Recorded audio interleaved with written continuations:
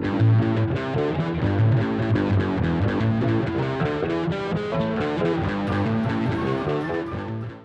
and welcome once again to the Dwarven Tavern. I am your host, Lyric, and today I am bringing you another review. To help me out is my beloved animal, Maximilian. He is our mascot at the tavern, and the reason that his presence is important with this one is because I am doing the second edition of the Baby Bestiary. You can check out the first review of the first bestiary on our website. Is it bestiary or bestiary? I want to pronounce it bestiary, but it's spelled without the A, so I'm pronouncing it bestiary for, hopefully, correction's sake. So, the difference with this one and the first one, which I have right here, is that there are way more backers on this one because it was the second edition, and there is also a completely new list of monsters in this one from the first one. So, on the back, it's pretty much the same, but the information about the Kickstarter is that instead of being funded by over 600 aficionados, the second one was funded by over 1,000 aficionados in 2016. It was ceremoniously with the Baby Bestiary Volume 1 and a new line of products by Metalweave Games. It's looking to add all of the cutes and the adorables and everything else that you could want from a baby book into your game. So you can buy this book for $29.99 USD, and you can find it at babybestiary.com or metalweavegames.com as well, which I will give the link below. So, let's get into it. This was also done by Andreas Walters, I said that with a V, from Metalweave Games. So you're going to expect the same amount of amazingness from this book that was in the first one. He was kind of surprised that people liked it so much, but if I'm any testament to how many people really wanted this book, it's a lot. And not only that, look at all of these backers from Kickstarter. Like, I am very obviously not the only one who is always interested in the baby aspect of monsters. So, this book starts off with a bit of explanation about why or how you can come about to raise your own little monsters. So, it starts off with the Master of Beasts, nature versus nurture, feeding the beast, so on and so forth. What's really important in this beginning of the book is, I would say, feeding the beast more than anything, because I feel like that can be connected to your campaigns a lot more reasonably than pretty much any other aspect of this book. Finding the monster and raising the monster, that's something that you can revolve your whole campaign around that. Or you can... He's going off to protect me right now. So feeding the beast is all about the importance of the diet of said monster. Be it omnivorous or herbivorous, or if it's an herbivore, omnivore, carnivore, what it requires, if it eats sentient or living beings. Basically it says that omnivorous beings are the easiest to raise because you can purchase a diet very similar to your own to feed the beast that you're trying to rear. While, it said the easiest one that he raised was a treant because all he had to do was plant it and just make sure that he took care of it from a gardening standpoint and teach it the language of humans and whatnot. While you should never try to teach your monster to like humans or demi-humans, because chances are they'll end up eating you. So that's a good thing to keep in mind, because it mentions a Hydra baby that got taste of human flesh, and then it didn't stop. So, then it goes on to herding socials, aka the beasts that require other beasts of its same kind to be healthy, happy, and loved. Those can be, I guess you could say those are very similar to herd animals, which is why it says herding socials, because it's like herding sheep or cow or what have you. Well, there's also managing solitaries, because you want to, if your creature is antisocial or a solitary in nature, then you don't want to raise it in a group, because a lot of conflict should come from that, especially involving the culture that that animal may have. So it goes into that and explains how to avoid conflict with these baby and adolescent growing creatures that you otherwise had no idea how to raise, which is a very cool point.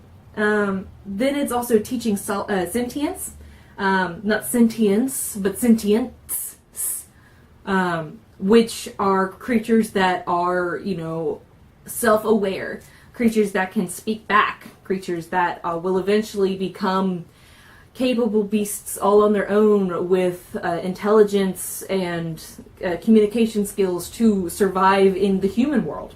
So those are creatures like Naga or fawn or centaur foals. These are all animals that will eventually gain sentience to the point of human level intelligence, or even farther beyond. So it covers that as well. And then, of course, traveling together and, making sure that everything is ironed out in a diplomacy to make sure that your creatures respect your authority and that they don't try to overthrow your authority. And then making sure that your creature is comfortable being your companion, which it does mention that there are many different ways to raise the monster. And that can be via pets, or a kind of a prized possession where you show it off and it's kind of just your object, which I don't really like. Then it can be your familiar or your companion, which is what Maximilian is for me. So these are monster masters that can develop using these monsters, is that regardless of how you raise the monster, raising the monster in and of itself, that action that it requires, it creates a whole new layer for your character's diversity. It adds something that may be lacking from your character. Just like in real life, if you raise an animal, you discover so much about yourself, and you discover so much about the world around you. Like, I gladly and proudly say I'm a cat expert.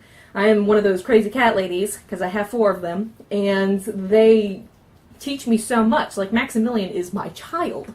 He is my baby. He is our tavern cat for a reason. He's been around since almost the beginning of the tavern. So he is kind of working as my monster from the book, bringing it all around. So that's kind of what this book teaches you, is that if you, as a person, do not have a pet, this is a good way to teach yourself how to have a pet via a PC. And I think that's really good if you want to, if you have children, or if you yourself have never had a pet and you're thinking about getting one, before you even, look at dog pages on the local adoption shelter, maybe play this game and get a good grasp on how much attention the animal needs, how many necessities have to be taken for the animal. That's another good thing about this book, is that it gives that air of realism without it being too real. You can always just put your characters up and save it for another day. It's not as stressful. While having an actual animal can be 24/7 maintenance, such as with a dog, which is why I'm a cat person. So, that being said, this book can help you out with that. And it goes into detail about how to be the best Beastmaster that you can be. The next part of this book is talking about the other things that come into play with beasts, including a collection of beasts that you may have raised, or perhaps a knight, for example, perhaps a knight wishes to ride a Pegasus to battle, or a rich lord wishes to fill his court with the sound of satyr song. I met a young girl. This is also written from the first-person point of view, which I find fascinating because it's really like reading an actual Beastmaster's journal, and I love that. I met a girl who, after losing her mother to the plague, asked for a baby owlbear to keep her company.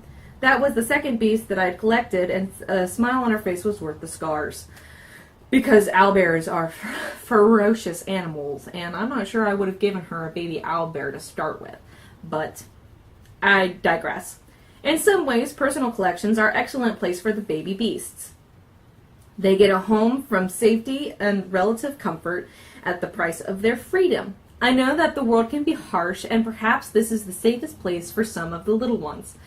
That said, I still fear that they would wither in captivity, and that the beasts would be at the mercies of the powerful.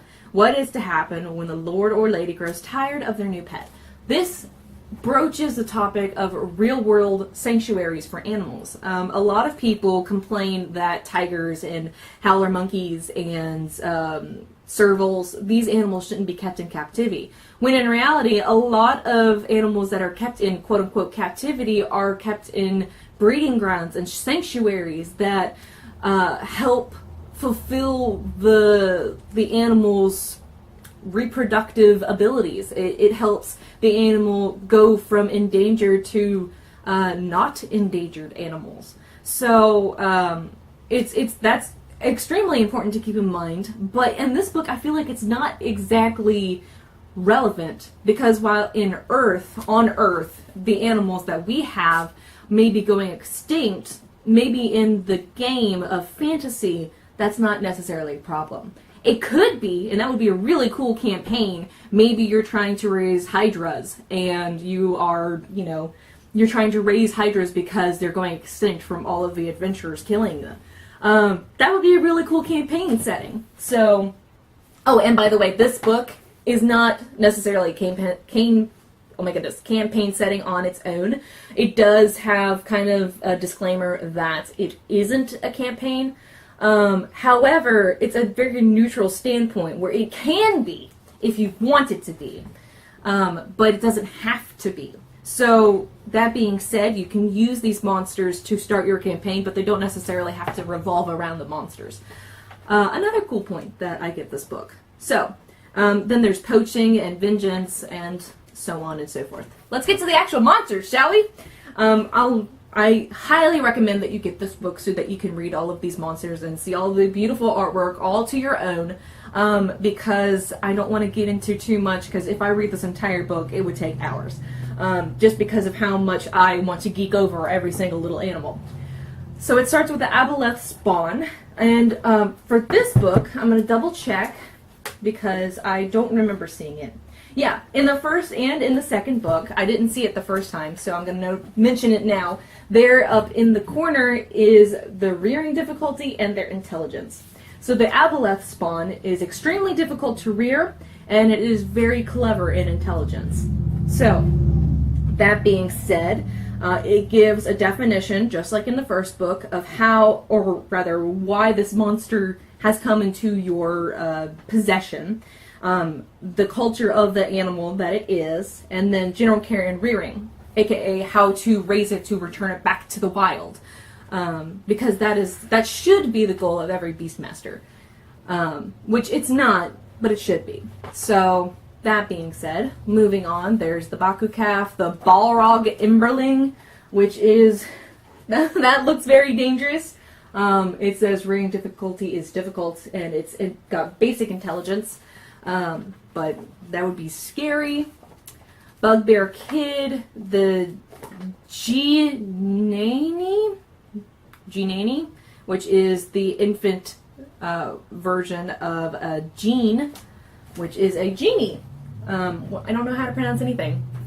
We revisit Lyric's #1 rule, always include a pronunciation guide, because there are idiots out there like me who don't know how to pronounce anything. Moving on,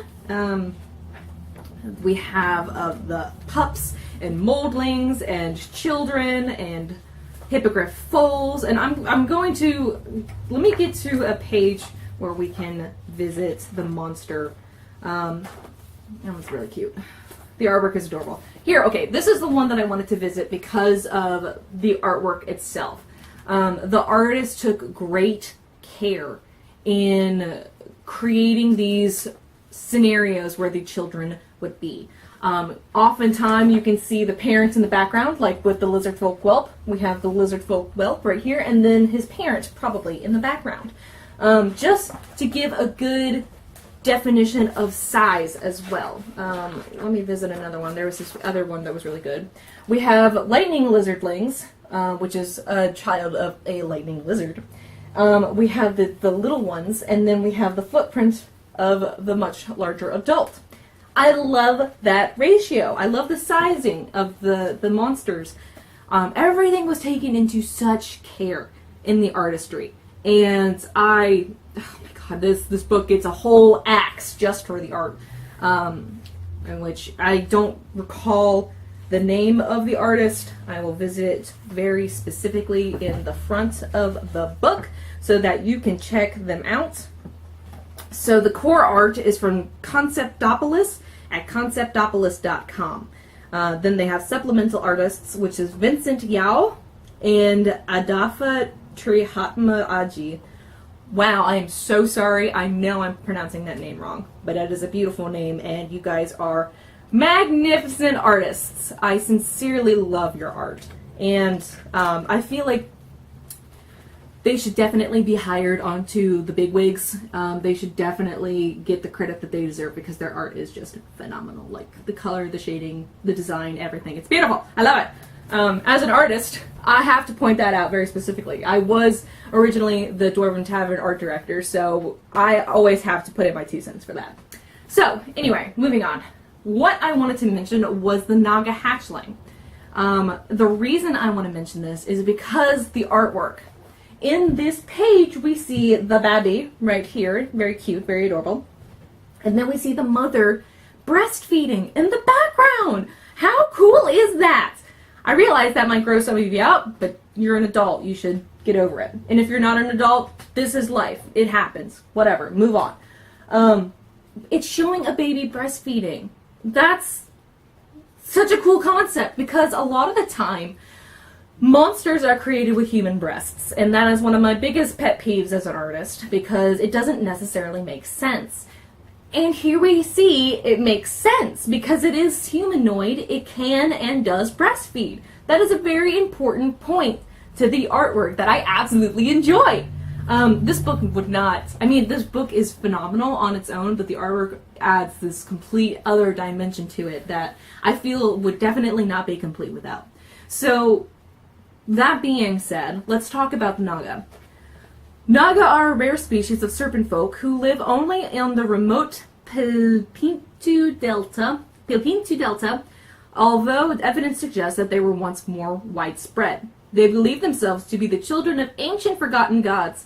True or not, they are certainly long-lived, possessed by significant power, and venerated by a local sentience. Naga live for hundreds, if not thousands of years. Perhaps unsurprisingly, they do not mate for life, because they're snakes, and snakes don't do that. Female Naga typically take a mate for 30 to 40 years and lay as many as 200 eggs during that time.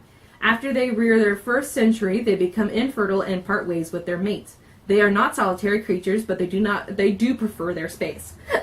Excuse me. So that makes a lot of sense. You could raise them as solitary, but you don't necessarily have to. When snakes I do know a little bit about snakes as well.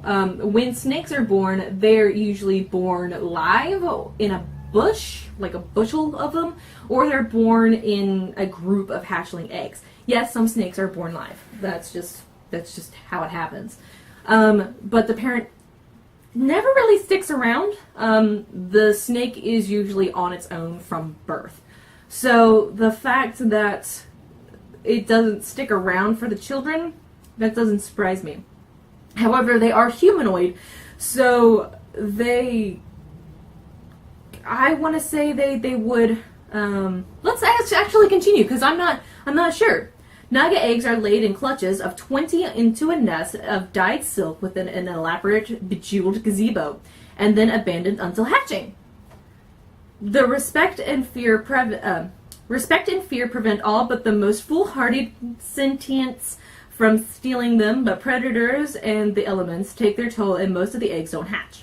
The Naga, because that's life, that's why they hatch so many, is because they have yet to develop the methods to not need to have so many. So that's evolution. The Naga see this as a test of worthiness, doting lavishly upon the successful hatchlings. Others may see this custom as callous, but given the sheer number of eggs Naga lay, it is fortunate that the rest of us, that they don't all bear fruit. So, as I said before, that's just evolution. That's life. It's natural selection. Because that still happens in the real world, like with chickens and stuff. Not all eggs produce offspring. Ta-da! Approximately 1 in 10 Naga is female, making women a precious commodity to their people. Because each one takes on one mate during her fertile years, there is a fierce competition among males for the honor, and confrontations among their men are often deadly. That doesn't surprise me. Naga culture seems very violent. Naga possess innate powers akin to sorcery over all forms of water. Their affinity with rain and rivers is likely what has given rise to their worship by other species, from whom the blessings of the Naga can be difference between drought and prosperity. Wow, that's really cool.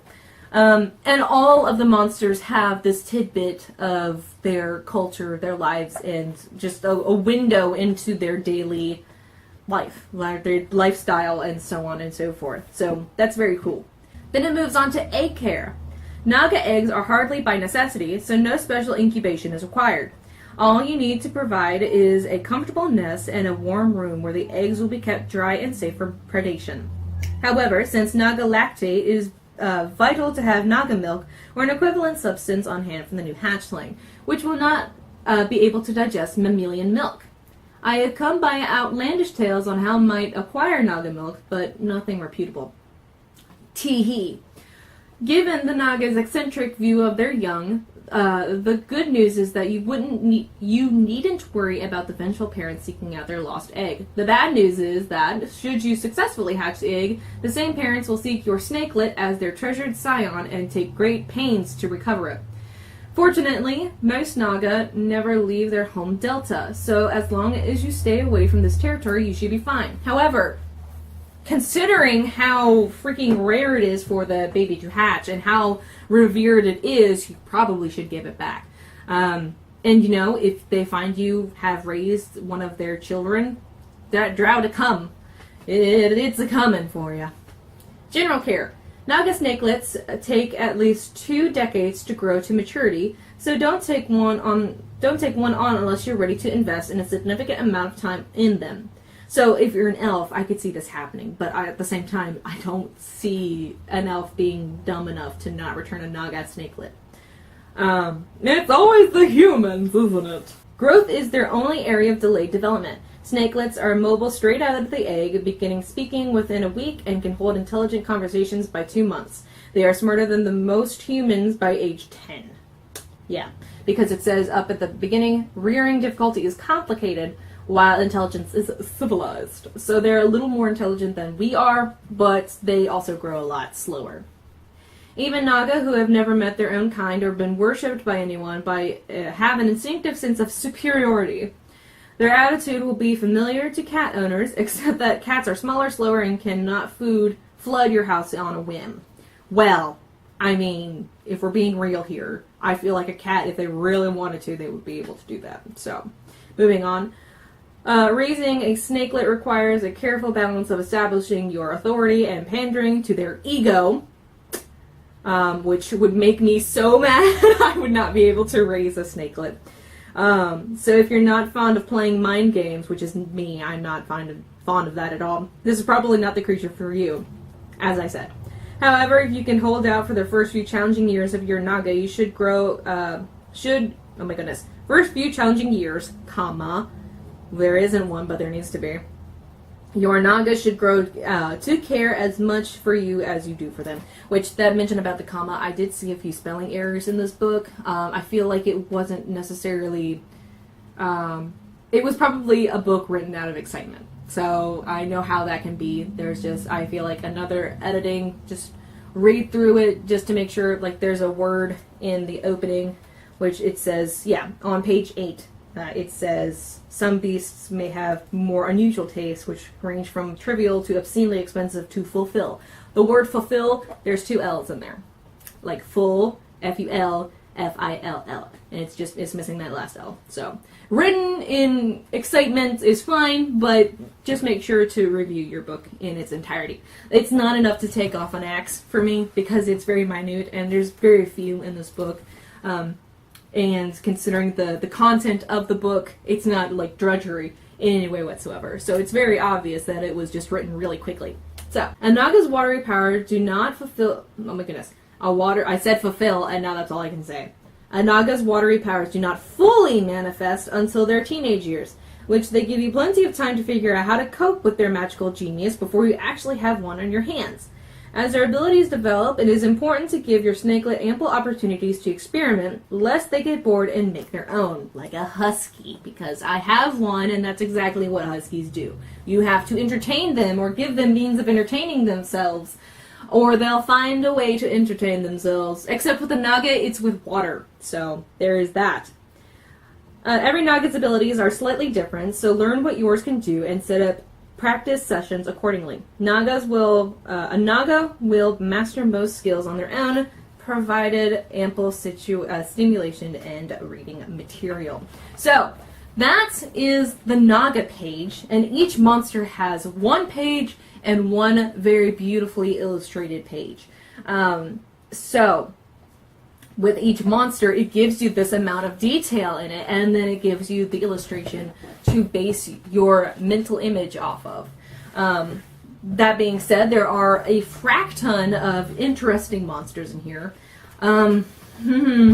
Artists everywhere. The orcs became green because of a game. Please stop making all orcs green, because it's not necessarily true. Please make them other colors. They do come in other colors, just so you know. It's not just green. But that might just be personal preference at this point, because it seems like everybody but freaking D20, not D20, but Dungeons & Dragons 3.5 are green. So that's probably my own personal buff.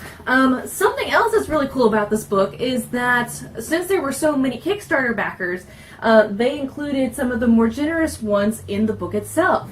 For example, in the Odieg scrap, which is adorable, we have a backer who looks very similar to me. This is not me, it's just someone who looks like me because they have beautiful hair. They are included in the book just because it's a kind of a shout out to them for donating, I guess, a large sum of money or what have you. So there is that. Like these kids right here, probably the children of the backers. And then you can find like just and this is the actual artist of one of the artists of this book. I actually met her at Gen Con, and she kind of put herself in there because, I mean, hey, why not? I probably would have done the same thing. It's also to show off just how magnificent she is as an artist. So, shout out to her. Super cool.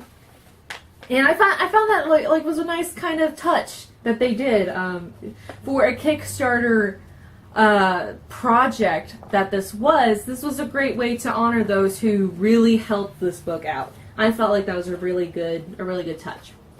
So, something else I noticed about this is that the terminology of the animals may not necessarily be correct. This is a very tiny problem that I pointed out, or I had noticed, and that was, for example, the sea lion pup. It wouldn't be a pup, it would be a cub, because it's a lion. That is what that's the object of the sentence, so that is what the diminutive should be based off of, not anything else. So sea lion should be, a lion is a cat, and a big cat's offspring would be a cub. So just a tiny bit more research done for that would have shown to be a little more helpful. So it's very tiny, it's a very small problem. and like the snakelet, like what is a baby snake called? Probably not a snakelet, a turtlet. I'm sure there's a different name for those objects, but I digress. Very tiny problem that I had, that wasn't very big. Something else that really confused me in this review was, what is this? This is not a Tarrasque. It might be a Tarrasque in this book, but this is not a Tarrasque in Dungeons & Dragons. It says it's 5th edition compatible, but this is not a Tarrasque in the 5th edition, at least as far as I know. In 3.5, it's not. I actually have my handy-dandy monster manual right here to prove this point. I could also point out that orcs are not green in this book, because they aren't. But, anyway, Tarrasques in the Monster Manual 3.5 are described as scaly bipeds about 5 stories tall. It carries itself like a bird of prey, leaning well forward and using its powerful lashing tail for balance. It has 2 horns on its head and a thick reflective carapace on its back. So it's kind of like a beetle-looking turtle thing that is not mammalian at all. There is no evidence of a lion in that description whatsoever. So, that is the Dungeons & Dragons 3.5 Tarrasque, with 2 R's, by the way, and then here is a Tarrasque hatchling, with 1 R, that looks very much not like it is described in the Monster Manual. So, this is something else? I know what it is, I just can't recall it off the top of my head. It may be a Tarrasque, depending on which mythology you are using. I may be completely wrong, which is fine. You can point that out in the comments. I'm just really confused because when I read this was a Tarrasque, it was not even sort of reminiscent of the Tarrasque in the Monster Manual. So I was very confused. And on top of that, Tarrasques are notoriously known for being just one being, because it is one Tarrasque left in all of humanity, because they were either hunted or never existed to begin with. And every time you kill it, it just respawns, basically. So, it's a hatchling. And this monster right here is just confusing. I feel like it shouldn't be called a Tarrasque. That may just be my own personal preference. Again, I don't feel like it's just confusing. It's not bad. It's just confusing. I don't really feel like that's a point to detract from it, because, again, I may be wrong. I may just be ignorant to that fact. So, that being said, I won't get too much into the details of all of the other animals that reside within this book, because I want you to check it out for yourself. It is a very good book, just like the first one, which I have right here. And with these books, they sell other types of merchandise, such as magnet stickers for your fridge. I have quite a few of those, and I love looking at them every single day. They have those, I believe they've got shirts and stuff, but most importantly, they have these books. And I feel like you should check them out, because they are worth it. Then they add so much to your campaign that you would have not normally thought of. And the baby aspect of the monsters that we normally fight, that's super important, and it adds so much more to the game of Dungeons and Dragons and even Pathfinder, that it's no longer just a hack and slash game. It's no longer just a dungeon crawl. Suddenly it becomes this real life experience that you can use in real life, and you can use this as a buffer for when you get your pet in your life. Like if you're thinking about getting a cat or a dog or a snake or what have you, this kind of broaches the topic a little bit on a more fanciful level that keeps you well within the safety of not killing an animal. But at the same time, it also gives you the experience and knowledge you need to realize that taking care of an animal is work. And I love that about this book. So, that being said, the Dwarven Tavern gives the Baby Bestiary number 2, 5 out of 5 axes, because every problem that I found in this book was extremely minute, and a lot of it dealt with just personal preference, like the green orcs. Just don't come at me with your green orcs, because I don't like them. And I don't care about the reasoning. I don't care. I said it was because of the game. I don't care anymore. My orcs will never be green, and that's just that. So, that being said, Baby Bestiary number 2 from Metalweave Games gets a 5 out of 5 from the Dwarven Tavern. Check them out on their websites, which I will link below. That is metalweavegames.com or babybestiary.com, and it goes for $29.99. Check them out, and until then, I am your host, once again, Lyric Owens, and we wish for you to offer nothing but adventure, and at first I feared it, then I charge. We will see you next time. Let the